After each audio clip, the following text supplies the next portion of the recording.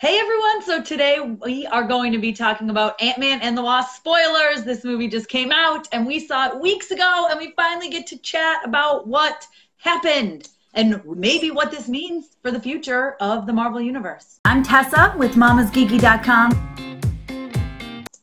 You know, it's tough sometimes, Tessa, when we get to see these sneak previews on the press junkets because we know things and we want to talk about it so bad. We can only talk amongst each other, but people start asking us questions and it's so hard not to say anything, right? I know. It's so hard not to say anything. And you're like, is that a spoiler? Wait, was that in the preview? I don't remember if that was in the preview or not. And you're like, you can't remember. And sometimes we even ask each other, is this okay to say? I don't know. Like talk about each other. I don't want anybody to be mad at me. I don't want to give them spoilers. And then they're like, oh, you spoiled the whole movie for me. Because I think Marvel movies are ones you really want to be surprised, right? Yeah, of course. Well, like when we were talking about our reaction that night, we were like, can we talk about Janet? I mean, obviously they find Janet. She's on the poster. Like, it's obvious. Yeah. But then, like, some people are like, that's spoiler. And you're like, is that really? Because she's on the poster. I mean, they don't just mention her once. And then, you know. I know. So, obviously, you know, Michelle Pfeiffer's in it. She plays Janet Pym. So, hello, how much are we really spoiling? She's in the movie. But right. You don't see that she's in the movie and comes back. And they say, all right, so let's get this up. What is the first spoiler you want to talk about? Oh, my God. Well, okay. How about we'll talk about, I'm trying to think what's a good one to start with that's like not super crazy. Well, how about like that Bill Foster was helping Ava, helping out Ghost. That was kind of a little bit of a shock when it first happened. So I was kind of like, oh, when he walked into that room, I was like, that bastard. He told them how to find her too. He did. And you're like, oh, look at Lawrence Fishburne. Like they had some problems because he kind of said, you know, we haven't talked, we're not friends. So you're like, oh, right. Look, he's putting aside his resentment towards each other to help him out, to save his wife, right? Like he was totally like helping, and then you're like, oh, you dirty thing, right?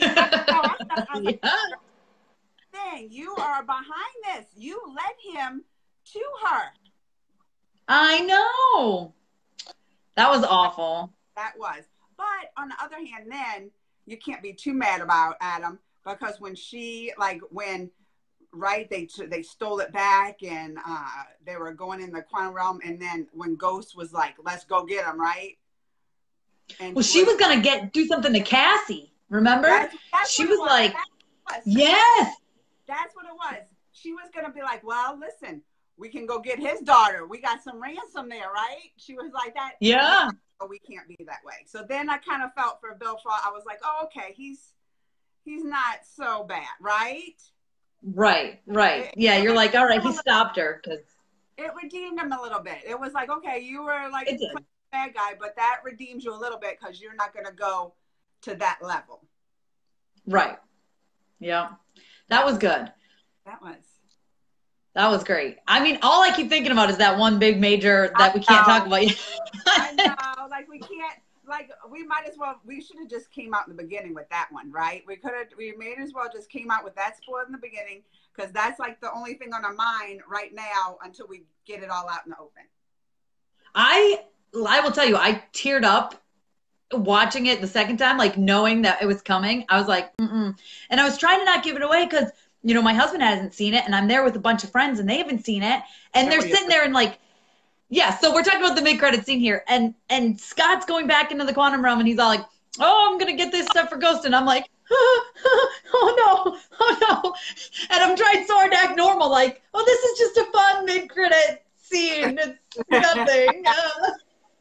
And then, oh my God, when they all disappeared, the whole theater that I was in, like, gasped also, like the press, you know, we saw, when they all got dusted, guys. So if you haven't seen it, but you've been wanting to know spoilers, mid-credit scene, you see Hank and Janet and Hope, because obviously, you know, Janet came back. And Scott, they sent Scott into the... Who did you say? Hank, Janet, and Hope, right? Oh, Hope. I was like, Hulk. I thought you said Hulk. Yeah, You're like, wait, what did I miss? Yeah, you see them three. So the three of them, and they send Scott into the quantum realm to get particles or whatever you want to call them. Help Ghost, right? To help Ghost. He says for our new friend Ghost, right? Mm-hmm. And then when they're about to extract Scott, because he's in the quantum realm, they get dusted. Like, obviously, that's when the snap heard around the world happened. Right. How does it come about? So it's not like you just see him dusted. Like, he's like in the quantum realm and he's like, okay, right. Doesn't he like get like one of those big germs start coming at him or something? Wasn't it something like that? No.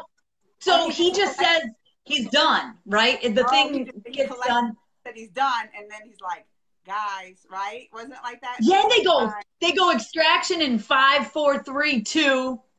Yeah. And then nothing. And he thinks they're joking. Yeah.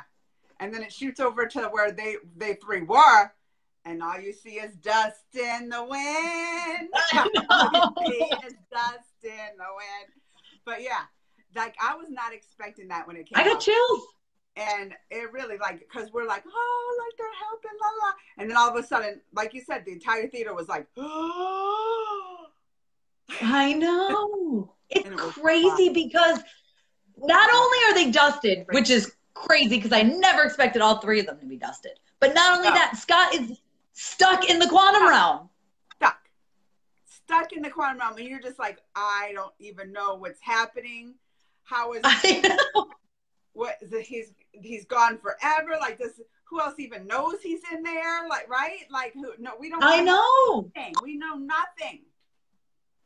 It's crazy. And then what I loved, though, and we should talk about it, is during our Lawrence Fishburne interview. Yeah. Because, okay, he plays Bill Foster, and in the comic books, Bill Foster is Goliath, right? Who's like basically someone who uses pin particles to get really big, like Giant Man. And Lawrence Fishburne kind of teased. He was like, who knows about the quantum realm? Bill Foster does. Bill Foster could suit up and become Goliath and go save Scott, which would be awesome to see. He really didn't say that. We were like pushing him, right? We were like, yeah, we were pushing him. Like, we were pushing him. He really didn't say anything, but just like, that's a good theory, right? He was just like, he didn't say, he said, but he was like, he said, anything's possible. Yeah, that's what he said. Anything's possible. Yeah. And then he said he hasn't seen a suit yet, but he did say he hasn't seen a suit yet, and when if he does, he's gonna start working out. Yeah. He was. Maybe he did give that information. Like, we were like, he said, who knows about the quantum realm? Yeah, he did say that part. He was like, yeah, like we were pushing, well, can you help Scott? He's like, well, yeah, who knows? I do know about the quantum realm. Like, he kind of did throw that in there.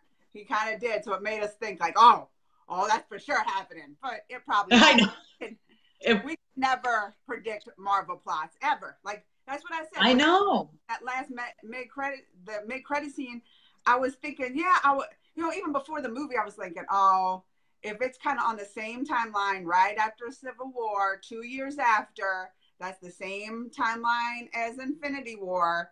So I was thinking, yeah, I bet Wasp is dusted. I bet like we both were. Didn't we talk about it? Yeah. I said it was either going to be Wasp or Ant-Man, I thought. We thought one of them's going to be dusted, just like the ones in Infinity War. But when all three, like, I expected nothing like that. Nothing. Well, all three, but then Scott being stuck in the quantum realm, like, that's a big deal. Because who even knows he's there? Maybe Ghost, but I don't even know what's going to happen. Who knows what's going to happen? I have no clue. I know. He's going to come back with powers like Janet has. He's going to be able to heal people. Oh, that's true. That's true. He gets stuck there for 30 years. Oh. Okay. Oh, man. That, like you keep saying, is it's the best analogy I can think of. That scene totally pictures Scab. It did. The wound my wound before gave you. Yeah, it was starting to heal. And then Marvel picked the scab off. It wasn't even, it just ripped that sucker open. It was like a Band-Aid off. It's not even soft. It was just like, right? Yes, it was horrible. I was like, I remember you, me, and Amy, we had grabbed each other. We were like, what just happened? And I think the best part of the way they did it is because Ant-Man was so just a fun movie to watch. So just like lighthearted, so much comedy. Like you're just like, oh, so different from Infinity War. Like you go to Infinity War and the whole thing is just like, you know, like they're crying. This is like 180, right? This is a 180 from Infinity War.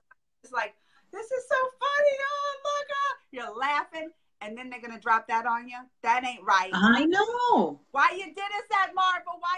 Why you did us that, Marvel? Mm-mm. And then, so this is something I will tell you, the final scene, which is just the ant playing the rock band. Like, it's fun. Like but they have the emergency broadcast going on. And that was like, the second time around, it was a little more chilling to watch because the TV's just doing that. And, you know, and that was like crazy. Then they give you the Ant-Man and the Wasp will return, period. But then what do? They make it a question mark. I know. And it's like, come on. Don't you do us this, Marvel. Stop it. I know. You're like, right, because you're like, oh, they'll return. Okay, wait, they might return? What's going on? Oh, it's awful. They even know what they did because isn't it is it Comic-Con that Marvel is not even coming with like to the panel or anything. They even know. They're probably afraid of the torture they did to the fans since Infinity War that they don't even want to show face. They're like, I know what we know what we did. Just we got to lay low for like a year or so. Let that. We wounded. We ripped it open. Ripped the scab. We wounded again. Now we gotta let it heal. That's what they're doing this. Yeah. They're not even going. They said they're going to do a 10-year celebration, but not like they're not showing up to do a panel or anything. No, because they know what they did us. They know. I know. I should maybe if I. All right, yeah. So that was like the biggest. I mean, that was the huge, major, big spoiler of it all, right? Right. Yeah, I mean, the movie was great. It was fun. It was super fun. They find Wasp, which we kind of expected. You know, she's okay. She's fine. She survives. She comes back. The Wasp #1. The original Wasp, right? Yeah, that's true. So Janet, who's the original Wasp. But I loved like seeing her and Hank, like how much they loved each other. That was sweet. And then Hope in her too, right? I know. Yeah. That was sweet because they had that whole scene. So at the beginning, like the beginning of the movie, Scott's not talking to them. Like he's under the house arrest. Yeah. They're not like he hasn't talked to them in 2 years since he got in trouble and made them mad and took the suit and went off to help Cap, his buddy Cap. Yeah. Cap. That was fun because they're like, he was like saying something to them like me and Cap, and they're like, Cap? Oh, you're that's what we call him. You and Cap? Yeah, like they're still mad about it, right? But like they haven't talked since. Like Hope and Hank have been off doing their own thing, and he's been under house arrest, just spending time with the family and all. But so the thing was, which made him realize, like he actually has this connection with Janet in the quantum realm, was because he sees that whole scene with her like playing hide and seek with Hope, right? Yeah. Like doing that. So they're like, oh, so that's what I said. Like he sees that scene and repeats it to her, and she's like, "Where was I hiding?" Remember? She's like, "Where was I?" And what color was it? And like with her horses on it, and that bringing Hope back, or bringing Janet and then Hope together again, like seeing their reunion was just kind of like, oh, because it led up to that, right? Like. Right, and I really liked how they had, like, there was the crash with Hank and Janet were driving the thing back from the quantum realm through the tunnel, and you don't see Hank for a little while, which I kind of love. Like, they had Janet come and reunite, and then Hank stumbles out and is like, oh, don't worry about me. But I thought that was sweet because they made that moment Janet and Hope's moment. You know what I mean? Yeah, and they deserved it. But they had plenty of other moments for Janet and Hank, and I think my favorite. So this is what actually happened. All right. So Ant-Man has this connection with Janet because he already went to the quantum realm, right? Right. In the Yeah. first In the last one. Yeah. he like did the super extra size me. I don't know what's it called when he subsizes. You know what I'm talking about when he's super little. Shrink between the molecules or whatever. Yeah. So, and apparently when he did that, he had like he made some kind of connection with Janet there, right? Yeah, she put an antenna in him. And that's I was like, what kind of antenna? Like, what is this? They got antennas in the quantum realm? Like, was she like? I don't know if they have them in the quantum realm. She probably, used it from her suit. She's very smart. Oh, okay. She's a genius. Right. She had it in She had her suit with her. You got to remember, she had her suit with her. So plucked a wing and put it up. Right. She does only have one wing coming back, so maybe. Well, that's probably it. That's why. There you go. Oh, we solved it. We solved it. So he has like this subconscious like connection to her, right? And when they start trying to like they're building that thing to go into the quantum realm, like it activates that antenna. So like the first time. Yeah, they said they started it up for the first time, and when they did start it up, that's when it connected somehow. He saw that vision. But then, so that's what they needed. So the whole thing is, okay, they started up, but it didn't work. And so they needed a part. Yeah. Right? Or like trying to find this part. And so it's kind of like two villains in the movie. First you have the ghost and Bill Foster, that whole thing. But then you have this other villain guy who has this part that they need, right? And yeah, Sonny. He just wants to work with them, kind of like. Yeah. I don't know. He was funny. But I think Ghost was really more the main. They just needed that part from him, so they, trying to get this thing to work. My favorite part, probably in the movie, was I guess the second time that they're trying to get this thing to work, and Paul is there because they need him to find Janet because he has the antenna in him, right? And yeah. She totally takes him over, like she takes over his body, like what, like. Yes. And he's there, but he's like Janet's like inside him, and he's just like like he's like honey, and then with Hank, right, and he's just like But they're holding hands. They were holding hands, like that was like the best part because she like it was Paul, but like Janet took him over his subconscious. Yeah, he's there, and she starts doing all the computer stuff, getting it to work. She's like, "This is what y'all need to do." I had 30 years to think about, blah, blah, blah, blah, blah. And she's fixing stuff and all, and then it's towards the end, and I guess she leaves him again, but she like holds Hank's hand, and then she leaves, and then Paul comes back, or Ant-Man, Scott. He's like, "Oh, we're holding hands," right? Like that was good. I really liked that. I like when they got in a little fight about something, and she's like, "Our first fight in 30 years, and it's already over," or whatever. That would be me and my husband. Yeah. You missed fighting with me, baby. You missed it, didn't you? No, that was cute. The whole movie was really good. It was so funny, and there was a lot of father-daughter, like, between Cassie and Scott, and then between Hank and Hope, and then also between Bill and Ava, Ghost. So it was really good. And then even that little relationship with the step-parent, like the stepdad, Cassie's stepdad, like Paul, and like group hug, like he's hugging up, the big old family union, Yeah. And Louis, or what? How do you say his name? Is that how you say his name?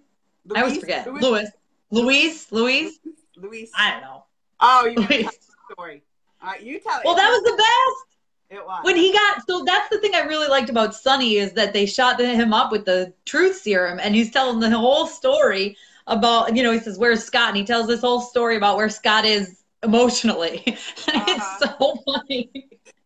And then he ends up, telling him where he actually is. And then I like when he calls Scott and he's like, "Oh, they're coming. They know where you are." And then he's like, "They shot me up with this truth serum stuff. And also, why do you load a dishwasher like that? Who puts plates on the top rack of a dishwasher?" I totally forgot that little part. That's why I said I have to see this again. Like, these Marvel movies, I want to watch at least like 2 or 3 times because there's so little stuff that you miss. You know, like I Yeah. missed that. I totally missed that part. I don't remember it. That he was saying, Yeah, oh, he's just, when he calls to tell him that the FBI is on their way to him and Ghost is on the way to him. And by the way, why did you put plates on the top of a dishwasher rack? together and stuff, like with the business. It's just so funny. If there is one thing, I wish they had more scenes with like him and the entourage, all three of them. Yeah. It had parts in the movie, but it wasn't like, it was like here and there, you know? Yeah. The other really good one though was when I forget what his name is in the movie and in real life. He has like a weird name. But oh, I know, the one with the big hair. Yeah. Uh-huh. It's like a D. I think it starts with a D. But he says they start talking about the ghost and he's like, oh, it's like a witch, like Baba Gusha or whatever he says. But then when the ghost shows up, he's like, Baba Gusha, and he starts singing the song like she'll come for you at night, and that was so funny. I can see why they're not like a huge part in the movie, because I mean it was mostly focused on the whole like hope and that kind of stuff, so it wasn't so much even focused on Scott's life this time. Like the first Ant-Man was a lot of Scott life and they're in part of that. Yeah, but this was more hope. More Hope's life, right? So I can see why they're not in the movie, but they do bring funny, like they are so funny. They do. Every scene that they're in, like the Entenmann's donuts things, like, oh, y'all got the fancy donuts, the Entenmann's, right? Like every scene with them is I know. When they talk about the undercarriage, you paid for the undercarriage cleaning of the van? Like, that's a scam. But then what I liked about that, though, is later when he shrinks down and he's going under the car, he looks up and he goes, oh, that undercarriage is dirty. I know. I remember that. So it brings it all back around. It does. It's all funny in there. But, you know, if they have another Ant-Man and they have to save Scott, I mean, they might need helpers. Like, they're, you know. I know. Bigger parts in it because Hope ain't around. Hank and Janet aren't around. They're going to need some people helping. So maybe they will have like a bigger part in the next one. Who knows? Oh, yeah. Or maybe Cassie will finally become Stature. That's what you want. You was hoping. I know. So the mid-credit scene is where they got dusted, you know, Hope, Janet, and Hank. And after that, like, we were like, oh, but then they finished credits and we were like talking. We're like, okay, one more scene. The end credit, after the credit scene, the very end scene. It has to be Cassie gonna be like a young. Yeah. It has to be. And then we're like, an ant playing drums. I know. That is not Cassie being a young Avenger. This is what we want, Marvel. Marvel, listen to us. This is what we want, not an ant playing drums. I know. Cassie, suit up. I thought we'd see her like either looking at a suit or like somehow having the idea or like finding Scott's suit or something, but you know, we didn't. And we were like not even hoping, we were like, we're feeling it, right? We're like, it has to be, weren't we? Well, because she talks in the movie twice about wanting to be a superhero and wanting to be his partner. Mm-hmm. And if you know anything about the comics, you know Cassie Lang is Stature. Like, she is a young Avenger. Yeah. So, like, it's like, it's got to happen. And we asked Peyton Reed about it, the director, and he was just kind of like, well, we're setting up that possibility. I wonder. That's it. He doesn't even know, you know? You wonder how much they know. You wonder, like, yeah, like they told us we're going to have that out there for a possibility, but he might not even know things. Right. But, like even Lawrence Fishburne that we were saying, who's in the movie, did not even know that mid-credit scene was coming up. Right? Yeah, until he saw it, yeah. Like, tell that whole story. Yeah, well, Paul actually told us that they had watched it, was like 2 days before we interviewed them. And he said it was him, it was Paul, it was Evangeline, it was Lawrence, and someone else. I don't remember who. It wasn't Michael Douglas because he hadn't seen the movie yet. But they were watching it, and he said he was like watching Lawrence, like waiting for his reaction. And Lawrence was like, oh. And then we asked Lawrence about it, and he said, oh, S-H-I-T. And he like screamed it. And he was like, oh my God. Like, ooh. And Paul said he's kind of giddy thinking of like everyone's reactions are going to be. Yeah. Because he agreed. He said it's a fun movie that ends on like a happy note, and you don't expect this. Like you're like, finally, happy, nice things after Infinity War, and my heart was crushed, and then they just destroy you again. Yeah, I know. There's a false sense of hope that Marvel gave us. It's awful. So that's what I'm saying. I'm like, I bet Peyton doesn't even know the future of like the director. You know, I bet they don't even know, like they know that possibility's there and they opened it up for it with Cassie and all that, but I bet you that he doesn't know. They keep this stuff. Well, he even said, right. Well, he said, and I know this because I wrote my interview post today that's due tomorrow. But so he had said like Kevin has a plan and it's like super fluid. But then he said that basically Kevin has kind of told the directors, like, you do your own standalone film, and whatever you do, the next director, they're going to have to deal with the repercussions, right? So like whatever you put in here, the next person is going to have to pick up on it. Yeah. Oh, you're ahead of the game. I'm always doing my post late, like that morning of like finish it up. I gotta finish it. So I'm excited to go back and see his interview because you forget a lot of stuff that he says. So that's I know. So y'all go read Tessa's tomorrow and mine too, but yours will probably be early. Mine. Mine will be up at 9 a.m. Eastern time. Yes. So yeah, about what Peyton says about it. Yeah, that's interesting. I can't wait to go back and read it. Yeah, it was good. I enjoyed rereading that this morning. I was like, oh yeah, I forgot he said that. It was so good. Like, but as when you try to talk about the movie, still in my mind, and even though we brought it up, you try to talk about other scenes we like, other spoilers, but you just can't get over that scab pick. You can't. You can't. No, the scab pick. So gross. You can't get over it. It's true. That's kind of what you focus on. So that's probably the end of our video because that's all we can leave it on. Right? So you can't get past it.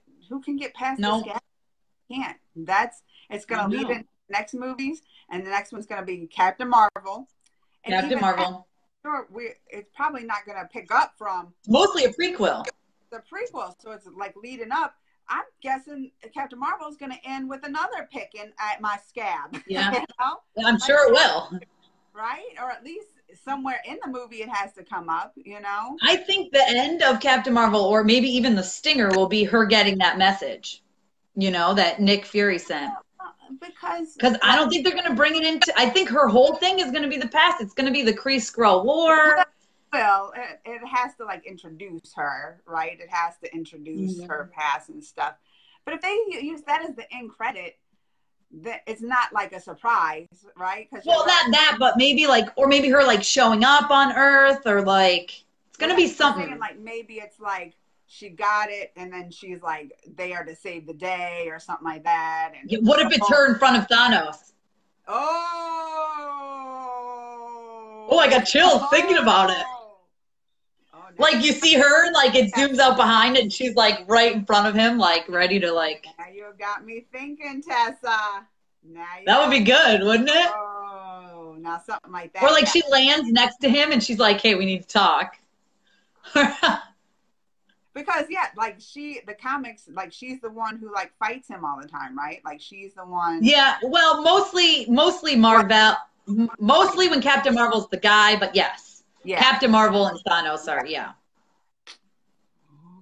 Woo, I'm excited now. I know. Okay. But we gotta wait. I know. March 2019. Yeah. I know. Avengers 4, so that's gonna. And then it's May, so it's like one right after the other. And I know, so it's gonna lead like bam, bam. It's gonna I think after the end of May, we're gonna know what's going on, but we gotta wait. Almost a year. I know. Marvel. Why you doing this, Marvel? It's not cool, Marvel. Too soon. All right. Well, that was good. No, I think we done covered what we had to cover. And if there's anything else you want to talk about. I think we're good. I think just make sure you give this video a thumbs up. Subscribe. Oh, subscribe. Tessa, we haven't done a high five today. Oh, High five. oh. And comment, let us know Comment. what your favorite part of Ant-Man and the Wasp was, or what your Captain Marvel theories are, or whatever we talked about. Comment about it. Totally want to know what your Captain Marvel theories are. Totally, because you got me thinking. Yes. You got me thinking. Like, if she shows up on Thanos, I'm gonna be. I will. If we're in the same theater together, don't think I'm gonna stand up on the seat and start cheering. Okay, like we're gonna have to do this together. Oh, I hope it's at the premiere too, so you have to do it in your dress. So bye, y'all. Bye. And we'll be back. Another one on Thursday. We haven't even discussed the subject, but we'll do one on my channel on Thursday.